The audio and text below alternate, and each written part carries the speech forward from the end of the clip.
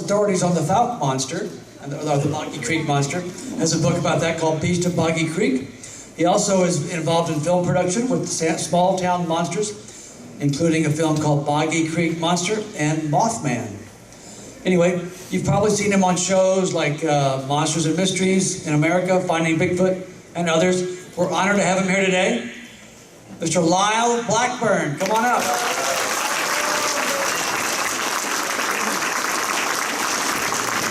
Thank you, Howard. I'm Lyle Blackburn. It's good to be here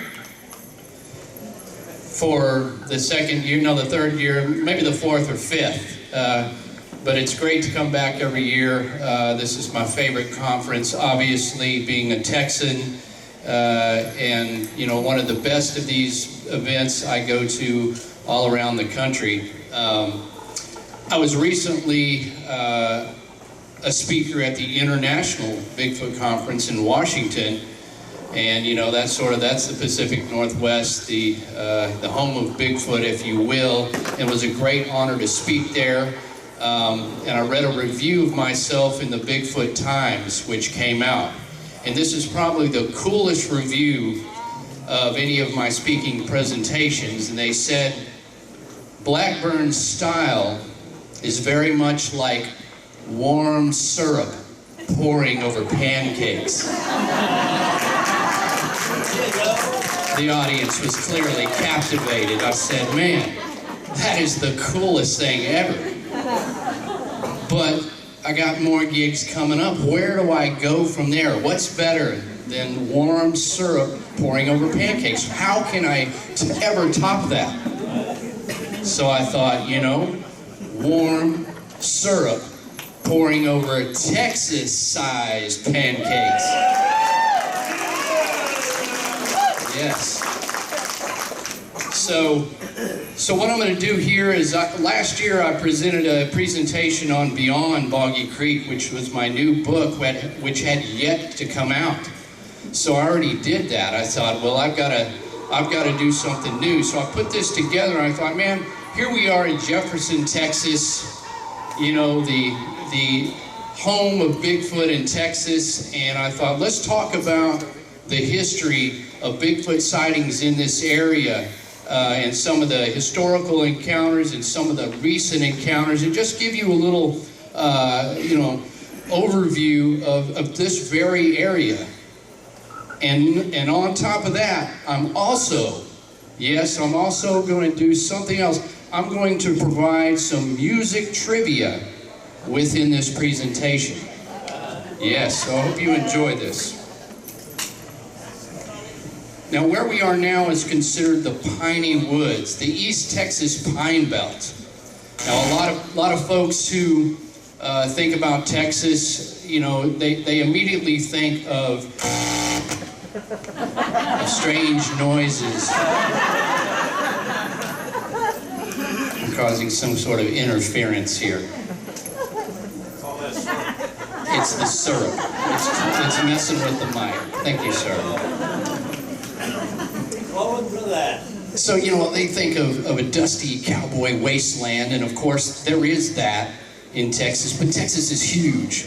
And in the eastern portion, there is very heavy pine forests, and that's why they call it the Piney Woods. Texas doesn't like to be second with anything, but we are second in square miles of forestry, but we're only second to Alaska. I mean, Alaska is like another country, so hey, we can take that. You know, in East Texas, it's definitely the area of the highest annual rainfall, and that kind of fits together with all the vegetation that's here. And not surprisingly, the majority of Bigfoot sightings in this great state are in the eastern part and in the Piney Woods, which does spread over, obviously, into Louisiana, which we all know is sportsman's paradise. So there's no dispute there that that's rich Bigfoot country. Now, in the vicinity of where we are is the beautiful Caddo Lake. Now, here we are. This is Jefferson here. So if you go east, right here, you're going to find Caddo Lake, which spans across the boundary here. This is Texas. This is Louisiana. And that's one of the center points of Bigfoot activity here in Texas and in Louisiana even over the years. Now, Caddo Lake itself is beautiful, and you can see a little bit of that if you haven't gone. You can see parts of Big Cypress Bayou just out here. But if you were to go deep into Caddo Lake, you're going to see a beautiful bald cypress savanna swamp. And you know, this kind of blurry looking picture here is it just indicative of the way it looks. It's 25,000 acres. You got trees back there that are over 400 years old. You know, this is a place, you know, where I'm going, when I'm going there, we're canoeing around or camping, you almost expect to see a prehistoric creature come up out of there. It's got that feel, you know, and when I was a kid, my family's from East Texas, from Panola County, and when I saw areas like this, you know, they just inspired my imagination. And what I did not know at the time when I was young, that there is numerous Bigfoot sightings that have occurred in and around this Caddo Lake. And there's stories that date back many, many years, even to the Native American tribes. The Caddo tribe, from which the name of the lake was derived, had stories of what they called lost giants. Now these were creatures that were, you know, within their stories, and they fit the description of what we would consider Bigfoot profiles today. So naturally, if they lived in this area and, you know, were in the woods, then naturally they would see these creatures if they do indeed exist. Now, I love this, and I've got a huge list in the back of my Beyond Boggy Creek of localized names for Bigfoot, and there is a ton of them. And of course, our Small Town Monster series features these kind of small town tales. But if you look at this list, right up here at the top, you've got Big Cypress Swamp Monster. That's one that people notice. Well, you've got Big Cypress Swamp right out here. Obviously, that's a creature seen here. You've got the Marion County Monster. We're in Marion County. You've got Caddo Critter. There is actually a Caddo out in central Texas, but it also applies to here, the Caddo Critter being seen at Caddo Lake. So just right there, and the three of the ones right here in this list from the whole state originate right here from this area. Now, when you want to start looking back historically, obviously, you know, unless it got in the newspapers in the early days, then, you know, we probably lost track of a lot of Bigfoot sightings that occurred. So as you start moving forward, you can start to get people who can pass down tales from their grandparents or had even had encounters themselves. And one of the earliest ones where I've actually spoken to the witness, although I've lost track of him, occurred in around 1947. And this was in a place called Mooringsport, Louisiana, which is on the southeast corner of Caddo Lake over in Louisiana. And what happened in that incident, a brother and sister, they were very young, and they had gone to a relative's house that was right there on the lake. And they said, you know, their parents and the relatives were visiting, and, you know, they were just doing whatever they were to pass time. You know, there's nothing more boring when you're a kid than going to a social where your parents are talking. So, you know, they were messing around. They were in the kitchen, and they said they were looking out the window, and suddenly they saw a face in the window. And whatever this thing was hairy. And they said they could see its hand coming up and touching the glass as it looked in. And of course, this scared them to death, and they screamed and ran into the other room and somehow convinced the parents that they were, you know, they had seen something. And the parents went outside and they attempted to chase whatever it was, but it was gone. But in looking at the height of where this window was, this was puzzling, because if it was a person, and of course the parents thought it was, you know, a person, which was creepy enough as it was looking in the window, but they said this person, this thing that looked in the window would have had to have been 7 foot tall, based on the height, because again, this is a house right there on Caddo Lake. It's raised up a bit. It's not sitting directly on the ground, and therefore the window was very high.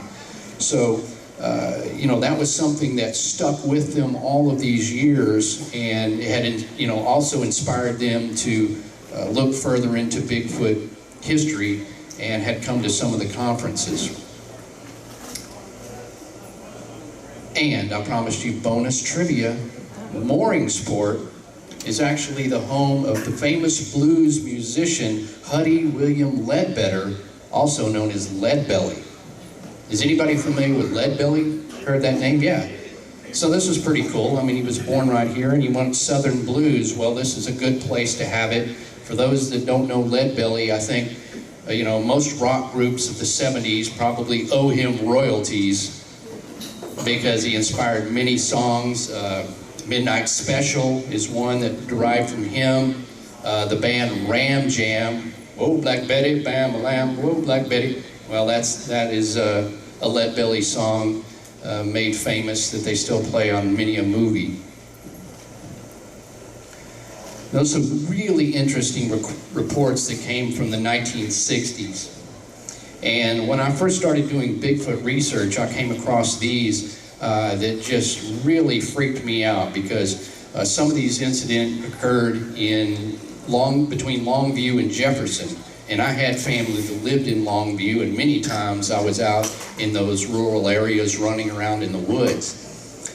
Now, the report that I'm going to speak of right now came to light in 1972, and it was written about in the Bigfoot Bulletin out of California. And this is actually the page out of that little journal, and it was one of the early collections of Bigfoot stories that were being published as some of the researchers in California were trying to document many of these sightings. And what happened was there was some Army personnel stationed out in Fort Ord in California, and they were from the National Guard previously and had lived and served in Texas. And they were telling some of the Bigfoot researchers that during 1965, there was some incidents in which people reported what they called aggressive giant hairy creatures. They didn't use the term Bigfoot specifically, but they say there was some sort of creatures roaming between Longview and Jefferson that had allegedly actually killed some people. And so, you know, this was obviously something of interest to the Bigfoot researchers, and the people described it as large, black, and not a bear. They were definite it was not a bear, and one of these Army personnel said he had been part of a hunt, a posse that was organized to hunt these creatures down, because obviously it was a problem, and he said he himself had seen the allegedly deceased bodies where these Bigfoots had attacked some people. So it was very interesting. There was also said, you know, they were taking cattle, they were taking some of the livestock and causing a big problem. And you'll see this as a theme as well, the livestock thing. Even in the legend of Boggy Creek, you know, you have the report, what kind of thing could pick up 200-pound hogs and carry it off? Love that one. Ever since I saw that as a kid, that's been a movie quote that I've been quoting, you know, weekly for like 30 years or whatever. But anyway, so, you know, you do have you have the aggressive creatures, you have the sightings, and you have the livestock disappearances, which correlates to a lot of the Bigfoot incidents that you still hear about today. And the posse was formed to hunt down these creatures, and unfortunately, as usual, I think the posse failed and found nothing. So the case was unsolved. Now, this corresponded with another story that was published in the Marshall News Messenger newspaper in 1965. And this is one of the earliest lengthy encounter reports that's published in the Texas newspapers. And that came from right here in Marion County. And in this case, you have a 13-year-old young man by the name of Johnny Maples. And he claimed that while walking home from school, he was chased by a large ape-like creature. Now again, in 1965, the word Bigfoot, the concept of Bigfoot, was not something that was known here. The term Bigfoot had already been coined in California, but it was not something that, really was on the minds of people here. So when they talked about encounters with these large hairy creatures, they didn't really think about it in terms of Bigfoot. It was just simply some really bizarre man-like ape that was sighted in these areas. And what Johnny said was, he was walking home from school that day, and he said he heard some commotion in the bushes. And it was a very rural area, and some messing around over there, and he thought, it's my friends, from over the way, and they're messing around. So he decided to throw some rocks in there. So he threw some rocks in there, and some rocks came coming out. And he said, that's kind of weird. And he decided to kind of go down there and start looking around. And he said, as he approached this little fence line, suddenly this big, huge, 7-foot-tall, hairy thing made its appearance out of the woods. Now, of course, he's a kid and completely panicked, sees this thing, and he starts running. He said the creature jumped over the fence and pursued him. He said it wasn't running, it wasn't walking really slow, it was just pursuing him. And he kept running, he would look back every once in a while, this thing kept coming and kept coming. And after a while, he ran and ran, he looked back, and it was gone. It had disappeared into the woods.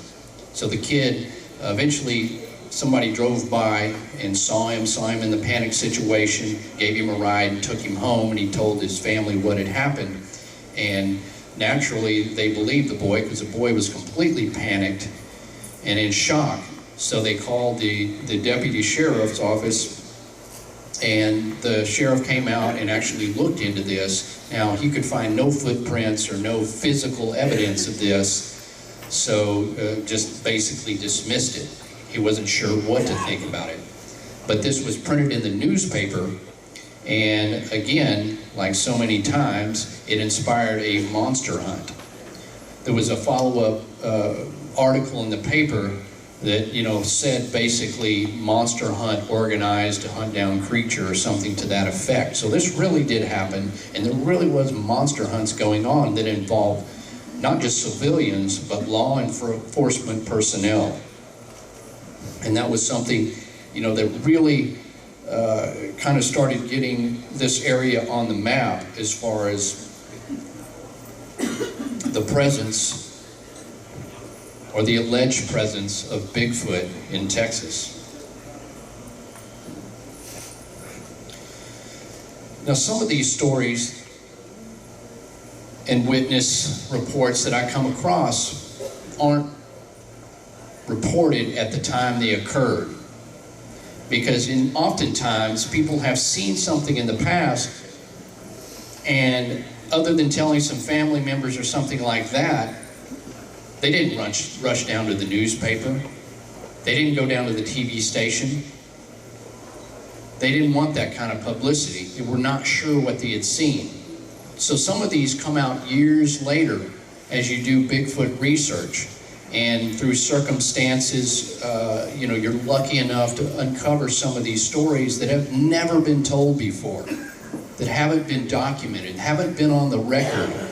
And one of these occurred in 1969. And this is one of my favorite encounters, because I like witnesses that start from a neutral position. They're not out looking for Bigfoot. They're not thinking about Bigfoot.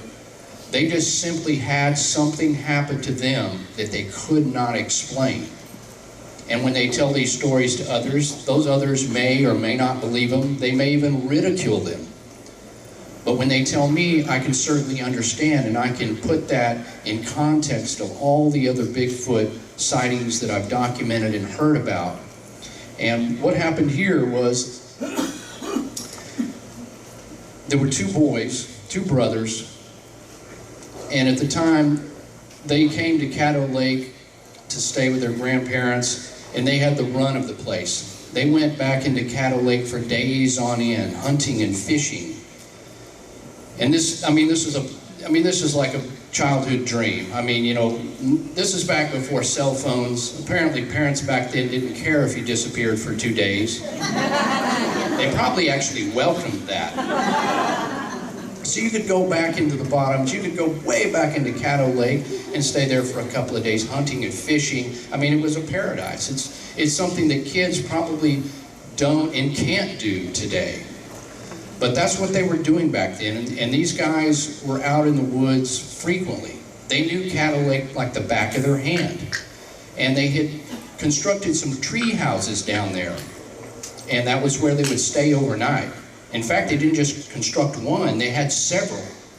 I mean, these guys were like, you know, real estate owners back in there in Caddo Lake, which is great because they could just stay wherever they wanted, depending on where the fishing was good or the hunting was good. And on one occasion, they had caught a good bounty of fish, and they cooked them up for dinner, had a great evening that evening, and they went up to sleep in their treehouse. Now, around midnight, one of the brothers heard something out there. You know, there's always some critters moving around. Nothing unusual about that.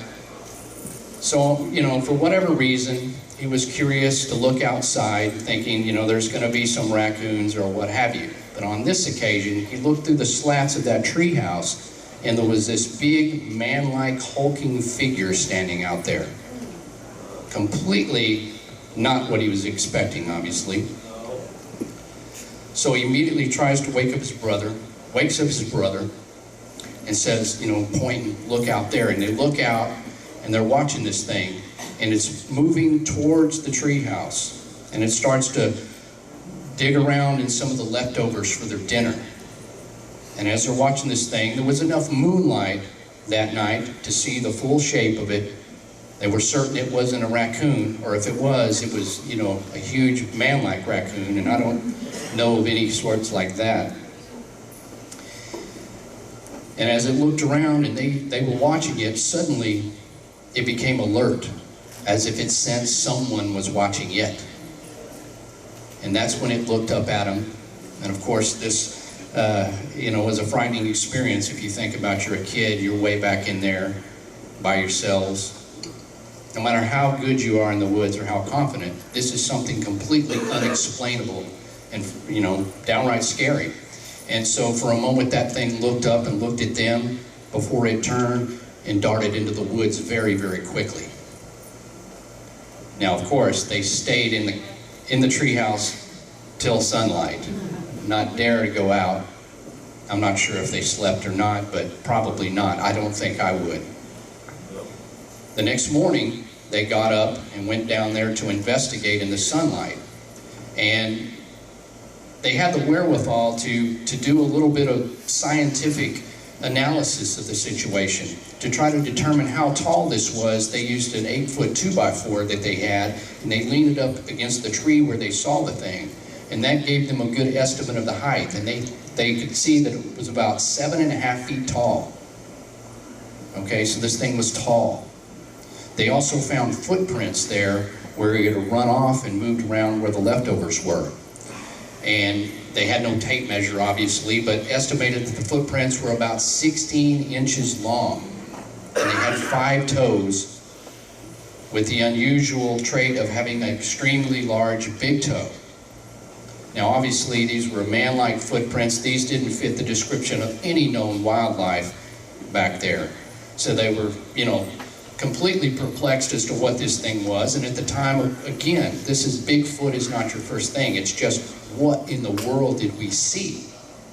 And this is something they've carried with them throughout their life. And luckily enough, I was able to meet one of the witnesses' daughters, and we started talking about Caddo Lake, and she mentioned that, hey, my dad and his brother saw something back there in the late 60s. So those are the golden gems that you can dig up in this research. And I found, you know, this witness to be very credible, and one that I believe they definitely saw something. And one reason I think that it's very credible is because of this description of the footprint. Now, he said it had a very large, big toe. And that's something you do see in a lot of these Bigfoot tracks on file. And here's just one example here. It's got somewhat of a big toe. This is from the collection of Meldrum. And, you know, if you're making up a Bigfoot encounter, you know, you're just going to say it was big and had 5 toes. But the detail of the description, you know, rang true. And in fact, there is some reports of this same trait along the Sabine River, which is very near here. So this sort of correlates to some of the other Bigfoot evidence that I've seen. Of course, I'd give anything to go back in time and to go with him and make a plaster cast of that track. So that's lost to time, but the description is still there and pertinent to the history of Caddo Lake and the Bigfoot sightings. There was another guy that had an encounter south of Mooringsport on the southeast side of Caddo, and this is another extremely good witness, and one that I met when we were filming the Finding Bigfoot episode, the Caddo Lake episode, and in this case was in 1979, and he said he was driving on Highway 169, and there was a rural racetrack out there, and he had been out there that evening, and he was driving home. So it was a very narrow highway that just ran out there through the woods near this Pawpaw Bottoms. That's what they called it out there. And he said he was driving along, and another car was approaching, and it was such a small little highway that they had to slow down so they could pass because there was a ditch on the side. So he slowed down, this other car came and passed. He said, as soon as that car passed and I started to go, I saw something standing in the ditch, right over to the side of the road. It was big. It was standing on 2 legs at the time. So he just stayed where he was, didn't accelerate, and the headlights were right on it. And he said this thing got up, walked from that ditch, walked right across the road in about 5 steps, and started taking off into the woods. It was only about 50 feet from his car. He said the odd thing was it really didn't pay any attention to him. It didn't really look at him. It just came up and walked over and disappeared into the blackness. So he got a very good look at it. He could describe some of the skin tone. He said it had a darker skin tone to it. He could see the hair, reddish brown hair, and a muscular body. I mean, everything that fit the description of Bigfoot. And he said when he saw it walk off to the side of the road, he even turned his car and shined the lights down there so he could see it. And it had just disappeared, was gone into the darkness. Now, by 1979 was a whole different way of thinking here, because this was after the legend of Boggy Creek. This was after all the Bigfoot reports and shows on TV. So he did immediately think, I saw a Bigfoot. So he drove to his friend's house, and you know, he tries to convince his friend that he saw a Bigfoot. And if you've ever seen a Bigfoot and tried to tell your friends that you saw a Bigfoot, well, this could be a mixed reaction, of course.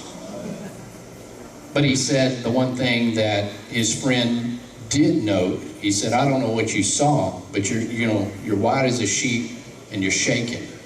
So, you know, the emotion was there, the reaction to seeing something like that, seeing something so unexpected, something that he didn't even believe in or even think about prior to that. So a really good encounter, and the great ones when you can meet a witness that saw one within 50 feet right in the headlights for a lengthy period of time. Now, you also often get secondhand reports.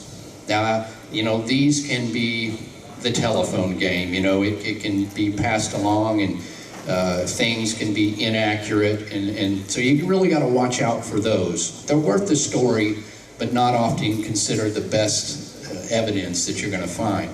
But I recently got one which I thought was interesting from a guy who said he was had some friends at work who were talking about an incident that happened on Caddo Lake, and they said they had a camp there near Oil City along James Bayou, and they said they went out there to their camp one afternoon, and they were kind of surprised because there was this dark figure, some kind of a naked man standing up in the woods. But you know, you don't want to go to your camp and see a naked man standing there. So, you know, that was kind of strange. They got out of the car, and as they did, the dark, naked man started running. They said this thing moved so fast. Not like a human, but like an animal. And as it ran, they couldn't get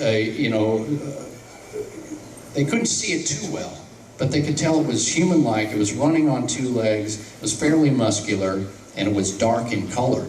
So they ran after it, and it ran into the bayou and ran off behind some cypress trees, and they could no longer see it. And they could hear it splashing, but they never could get another look. And what struck them about the whole thing was that it just didn't seem natural. It didn't seem like it would have been a person. So again, we can't say that was a Bigfoot, but it's certainly an interesting encounter, and one that I will put on the record, if you will. I think, in fact, my friend Tom Shirley just bought some land on Caddo, and I hope when I go camping there I don't see any naked men on his property. Tom.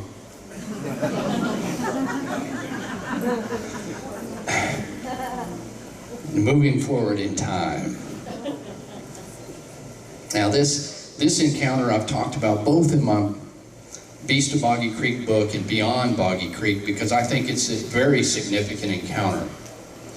And one that, in the context of the Beast of Boggy Creek, I try to show as an example of Bigfoot encounters that occurred in the nearby area, because Caddo Lake in this area here is not very far south from where the Boggy Creek area is. So I think in many ways you do talk about these specific locations for these creatures, but the fountain monster, while it may be honored that it's given a name and it's associated with a small town, it doesn't really care. If it needs to come down here to Caddo Lake and move into this area for sustenance and to exist, so be it, it will.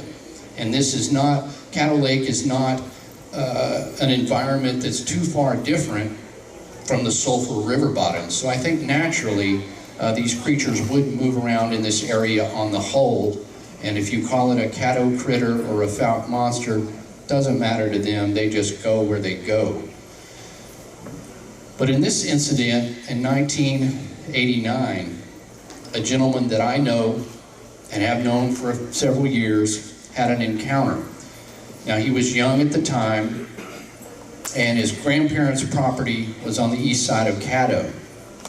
And he said he was staying out there with his brother, and they were staying that summer with their grandmother, and it was a nice day for a picnic. So they all got out, the picnic basket or what have you, and they were headed out to look for a spot to have the picnic on their property. And he said he remembered a good little area that he thought would be a wonderful spot for a picnic, and he kind of ran up ahead of his aunt, his grandmother, and his brother. Ran up this little road, but when he got there, it was all overgrown and not what he remembered, and thought, this isn't going to work. So when he started to head back, he heard something coming through the woods. There it was. Well, when you're a little boy, anything running through the woods, you want to see it, whether it's a deer or whatever. So, he stayed there, and he's hoping a big old buck would run out and he'd see it. And he waited, and it got closer and closer and louder and louder and louder. And suddenly this thing came out of the woods. He said it was running on all fours at first, but as soon as it got on a little pathway, it saw him, and it stood up on two legs. And it was within 20 feet of him or so, very, very close. And he said what he was looking at was this huge, hair-covered creature that stood up like a man, had traits of an ape, yet looked very human in the face and in the eyes. And he just stared at it for a moment. He said his heart was racing, pumping, because this was something completely unexpected and completely frightening. He said it was 7 to 8 feet tall, dark reddish brown hair, and it had a particular weathered looking skin. He was that close to see the detail. Oh, I'm sorry, 12 yards. So there's the exact measurement. That was his estimate, 12 yards. That is very close from this kid standing there in daylight and a Bigfoot standing that close. So he looked at it for a few moments, and the one thing he said, the creature was scarily human, which is interesting. And he said it looked at him for a moment. He said it looked somewhat intelligent because it seemed to be processing probably the same thoughts as this boy was. What is this thing? What is this little hairless looking thing on 2 legs? Whatever a Bigfoot thinks about when it sees you. We don't often think about that. What do they think of us? And then after a moment, it turned and it darted into the woods, again on all 4s and tunneling its way through the undergrowth. And one of the things I've thought about, especially when I heard that encounter and some of the others where it talked about the speed, the agility, even moving on all 4s, it's very interesting. Because I think when you first start to read about Bigfoot or think about Bigfoot, you know, you just kind of think of the Patterson-Gimlin film. You know, it's just strolling around, looking back, like, hey, what you looking at? No big deal. You know, I'm not scared of you. I'm the king of the forest. And we often underestimate the fact that they can move quickly. And I've got so many witness encounters that describe the creatures running like that, and even running on all 4s. And I think that makes a lot of sense. Because for these creatures to have remained undiscovered and really rarely seen. I mean, we talk about a lot of Bigfoot sightings, but if you look at the numbers of people in the woods versus the number of sightings, they're really seen very infrequently. So the speed is to their advantage, and one reason they can move and stay out of sight. And the more I started looking into Bigfoot accounts, the more my mind changed as this big lumbering creature. Sure, it can walk along casually if it likes, but it can also move very quickly. And when it needs to, it could go to all 4s. And several encounters I've talked about and researched and talked about in the book, even one in the big thicket, has been seen to run on all 4s. Very ape-like. So this would be advantages they would need to survive and to move very quickly. There's some in the Ozark Mountains. I like one of the descriptions. At least 3 witnesses together saw one bounding up a hill. They said it was moving so fast it seemed like it was on a bungee cord. Pew! Like at a Bigfoot amusement ride, right there in the mountains. And so that's something you got to think about. We've got to, give them credit for that and not underestimate the speed. Think about them as real creatures, as creatures that can remain undiscovered and are experts in their environment. Now, a lot of the reports, I'm talking about historical, but they continued. There have been continued reports in and around Caddo Lake, in and around Marion County, and in and around the areas east of Caddo Lake. There were several that were profiled near this area called 12 Mile Bayou. And some of these encounters were featured on the Caddo Lake episode of Finding Bigfoot. And you may see that, I think it's called Caddo Exploitation or something, a very bizarre name for that episode, but I was featured on that episode, and so, which is great because I can attend the town halls, and there's usually more people interviewed that can fit into that episode, so I'm over there talking to everybody, taking notes, and it's like a witness bonanza, and I'm documenting these, especially when we're talking about areas where I love to research and collect these reports. And one of the great things that came out of that episode, I think that Renee said, it seems like every time we have Blackburn on the show, we're out here somewhere where some cheesy Bigfoot movie has been filmed. Of course, I saw that as a compliment, and you know, it's just part of the fun we have on those episodes, because I'll talk about this in a minute. There's been some Bigfoot films that have been filmed out here on Caddo Lake, so I took that as a great compliment and loved that part of the episode. But anyway, there was a family out there that had a pecan orchard, and in 2008, one of the ladies said that she was going out there to pick up some bags of pecans, and she drove her tractor up, and she saw this 7-foot-tall, hair-covered animal eating right out of the bag of pecans. And normally you probably don't like people, you know, pinching out of your family's income, but what are you going to say to a 7-foot-tall, hair-covered animal? Have all you want. It's a buffet, sir.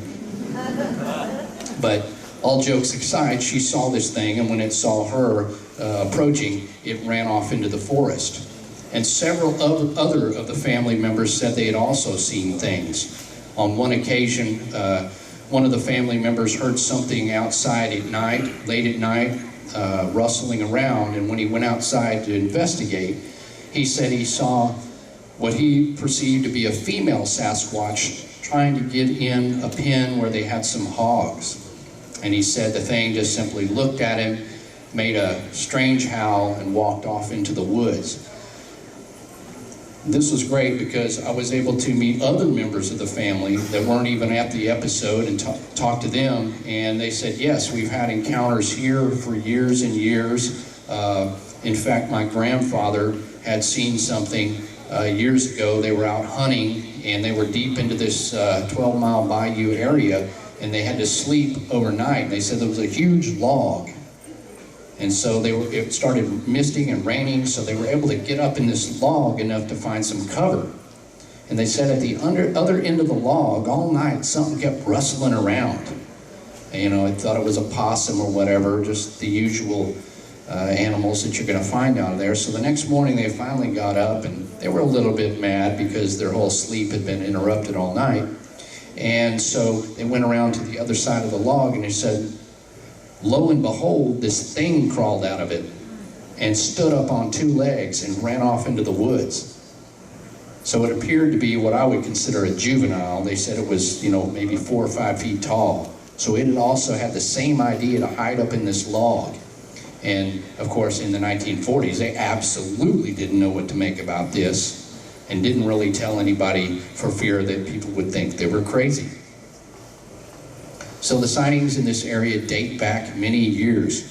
And one thing that is particular about this area, and a testament to the beauty of Caddo Lake, is that many movies have been filmed down here. Now, how many folks have ever been out on Caddo Lake? Good, yeah, a great number of you. You know, if it's something you have never done, I highly recommend it, because it is just like, it's like going back in time. Again, like I said, it's this primordial paradise. You've got, you know, the Spanish moss hanging off the trees. Such scenic beauty. You definitely need to come back sometime when you can camp at the Caddo Lake State Park. You know, you can rent some boats down there and take it out onto the water. Just highly recommend it. And a place that you just don't really expect to be part of Texas. You know, you can do a selfie there in the swamp and go, guess where I am, everybody, and no one's going to guess that you're in Texas. If you're on the Louisiana side, they, of course, could probably guess that it's Louisiana, but this is a place where you definitely want to go, and apparently filmmakers have followed suit with this and filmed some of my favorite and some of my least favorite shows upon Caddo Lake. One of my favorite Bigfoot films of all time is Creature from Black Lake. Has anybody seen that one? Yeah, you need to check this one out. If you like old Bigfoot movies or just like Bigfoot movies, it's a great one. Because if you've watched many Bigfoot movies, you know that there is a whole lot of them, but there's not a whole lot of good ones. This is a great one. It was filmed in Oil City on the east side of Caddo Lake in Oil City, Louisiana. And you know, it's got some of the famous actors from the 70s. It's a really great movie, and Charles Pierce, who directed The Legend of Boggy Creek, actually had a hand in it. So I highly recommend this. And of course, this painting right here The movie poster, which is a fantastic image, not surprisingly, was painted by Ralph McQuarrie, who also did the Legend of Boggy Creek movie poster. And just a little extra trivia, because I promised you extra trivia. Ralph McQuarrie not only painted these posters, but he also designed the characters for Star Wars. He did, in fact. His artistry depicted what we see now as Darth Vader, C-3PO, R2-D2, and that's what sold it to 20th Century Fox. So there is somewhat of a tentative connection between the Fount Monster and Chewbacca. There was some other movies filmed out there. Boggy Creek, the legend is true. Okay, that's good. I mean, we know the legend's true. I know that much, but I don't need to watch this movie to find out how bad it is. I'm sorry, but kids going into the woods, bickering and arguing, the best part of it is when the Sasquatches take them out. And I still get asked about the remake that was done. The remake there, I'm like, no, they just used that title because, you know, they knew it's famous. They wanted to latch onto the Legend of Boggy Creek, but it is not a remake. It's got some high points to it, but you know, you can never top the Legend of Boggy Creek. And there was another one called Skookum, The Hunt for Bigfoot, that was made out there, which has been sort of on and off in production for as long as Bigfoot had been seen here. As I promised, more music trivia. As a testament to how beautiful Caddo Lake is and what a fantastic environment, Don Henley, drummer, vocalist for the Eagles, as we all know, this is a place that's special to him. Henley's been coming here since his childhood. He was born in Cass County, Texas, and as a boy came out here with his family, and it has been something that has inspired him for his entire life. And he's become a conservationist and a spokesman for Caddo Lake over the years. And I love this quote where he says, "I've been able to travel all over the world playing concerts with the Eagles, but I've never seen any place like Caddo Lake." And that's significant because you know this guy's traveled a lot of places. He's one of the biggest bands ever. Been all over. But this place holds a special meaning, and I think that is because of the beauty of it. And, you know, one reason I like to get out there, I love nature, and I go out, and, you know, for me, and I know Chester talked about this morning, this is often a theme, that it's great to get out in nature, take your kids out and do all this. You know, the Bigfoot is a bonus to it, because this gets you out into nature, and, you know, it's a subject that, you know, is environmentally good. It's good for you to get out in the woods. You know, when I can't sleep and I having, you know, stress in the city and all that, I go sleep one night out here on Caddo Lake or on the Sulphur River bottoms. Man, I'm reset. I feel good. I come home, I'm ready to work and do what I do. So, you know, this is something that is very special. So, of course, the question is, we've talked about some historical sightings and even some more recently, and I seem to constantly get reports. Are these creatures still out there? There's a lot of people that have moved into the Caddo Lake area. People building homes, buying land, a lot of boats out there. You know, when you go up on there, unfortunately, you hear a lot of people with speedboats and noise and all that. You know, I don't mind moving around in a boat when I got to get far, but a lot of times I just enjoy going out there in a canoe. And I'll usually wait till the sun comes up, just comes up, and I'll put that boat on the water and just paddle out there a little bit. You can hear all the birds. You know, it's really serene. But the thing is, with all the people moving in, there still is some places out there that are remote, parts of Caddo where people don't go. And there certainly is environments, nooks and crannies back in there where a population of these creatures could still be there. So when, you know, I'm out there listening to the birds and things, I've got my video camera, I got my eye open, because that might be a moment when you can see one of these creatures yourself, if you haven't already, and many have, many of you haven't. So, you know, that's something that I think there still can be creatures living out there, and again, they're moving back and forth up and down the creeks and the waterways between here and Fouke, Louisiana, East Texas, all over. And without a doubt, anybody sitting here definitely knows there's sightings, there's substance to this, there's something to this. So I'll try to, maybe we can have a few questions, whether these are general, these could be specific to Caddo area, to this area, it could be about Fouke or any other place. My latest book, Beyond Boggy Creek, talks a little bit more about the Caddo Lake area and many, many others. You know, people say, oh, Beyond Boggy Creek, what's new about that? Well, I'm like, it goes beyond.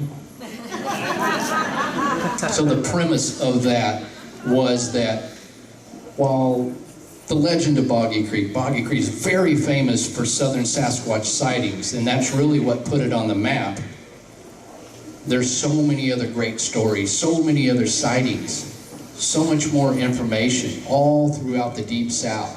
So I use Boggy Creek as a launching point to move up the waterways, up the creeks, up the rivers, to span out all over the South, and I cover about 10 states in that, and talk about the history of Bigfoot sightings, the modern encounters, the people I've interviewed, photos from the places I've gone, things like that, to establish that there is something to the southern Bigfoot, and it's not here, it's all over. From here to Florida, where the skunk ape is reported, all over. A very good, solid history of these creatures. So, definitely get out there, do it. If you're ever doing a presentation someday, maybe you can aspire to be like warm syrup and pancakes.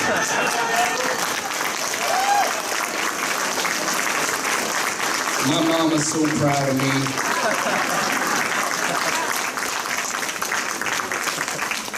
So maybe a couple questions and can wrap it. Yes, ma'am. Is there any indication that the creatures stay in one place, or is there indications that they migrate?